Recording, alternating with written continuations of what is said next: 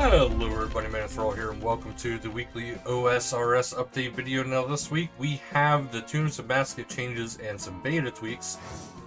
So as far as the Tombs of Amascut goes, they said after a few weeks, they feel like Tombs of Amascut is in a really great spot.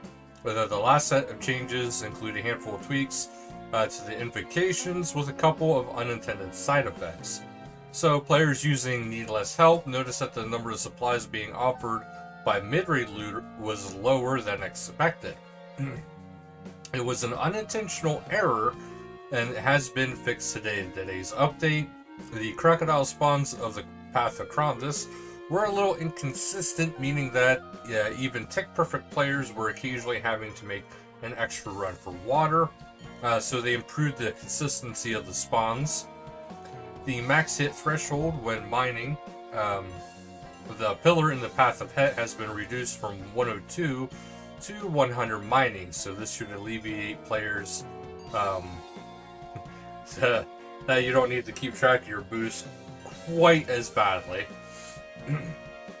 The Cascading X attack during the Warden's Phase 2 no longer does damage if the Warden is down, in line with their other attacks. And finally, Zabak was having trouble sinking his teeth into players on certain tiles. So, the Colossal Croc is now able to melee players stood in the corners of the rocks of his lair. So, save spots have been dealt with. As for the beta tweaks, we got the quest speed running tweaks. So, I know a lot of people were kind of hoping for this, I guess. I'm just baffled at this concept because I know more people don't like quests than like quests, but I don't know. But anyway, the tweaks are as follows. Dropped items such as food or untradables now follow the player between worlds while quest speedrunning. Items dropped by the players during an active speedrun now correctly deleted when the speedrun is abandoned. They have planned to have items dropped by NPCs work the same way by launch. Players are now able to abandon their current speed run while in the wilderness and should be able to find themselves teleported back to Lumbridge as expected. Iron Man chat icons now display correctly on the quest speedrunning worlds, and player keybinds and other settings no longer reset when starting a new speed run.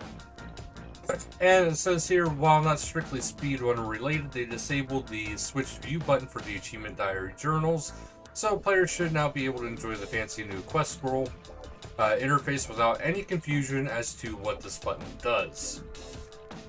There is a wilderness boss rework tweaks. So they've been watching what people have been saying about it, and it looks like as though the upgraded revenant weapons slot neatly into the role of anti-PK weapons, helping PVMers fight back against a little bit more vigorously against any would-be PKers. So there is a Wilderness Boss rework design blog, so they made amendment following earlier feedback, and they would allow both Thamarins and the Curceptor to autocast, so they adjusted these items in the beta worlds so players can properly experiment with the Wilderness Slayer powerhouses.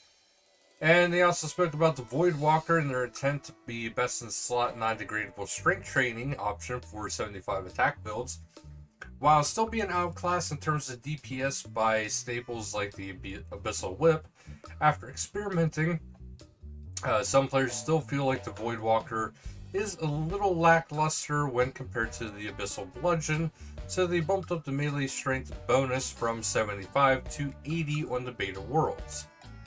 It's worth remembering that this is still only in beta, as was the quest speedrunning, so if there's any rewards or issues or balancing that is felt to be needed, it is something that can be changed before it goes live and then has more of a kerfuffle. So, the mysterious message, if you guys remember last week, I even reported it here, there was a post from Posty Pete about the Hooded Stranger.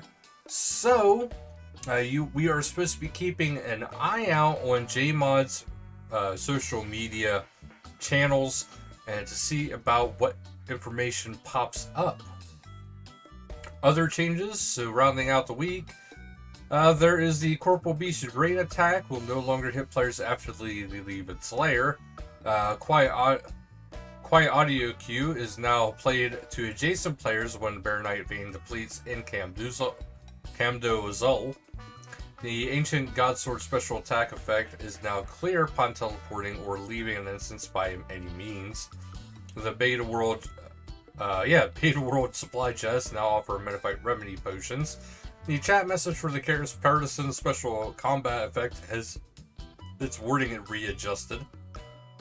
Merch store, Varrock pins, key rings, and more, part 1. So as you can see here, you even have the left half, or the, well, I guess that would be the right half of the Shield of Varrock. You have a new cape here, all looking pretty cool, and then of course you got the stray dog, which kind of surprises me, but he is there as a limited edition pin, so do check that out. And PvP World Rota has moved to period A, so 539 US PvP, 548 Germany high risk PvP, 577 US free to play PvP, 559 UK LMS competitive. World 390 AUS where LMS competitive has been activated with this Rota. Then the PvP arena has 1 defense pure loadouts for the ranked duels and tournaments this week. And that's actually it for this week, guys. So thank you guys so much for watching. And until next time, later, guys.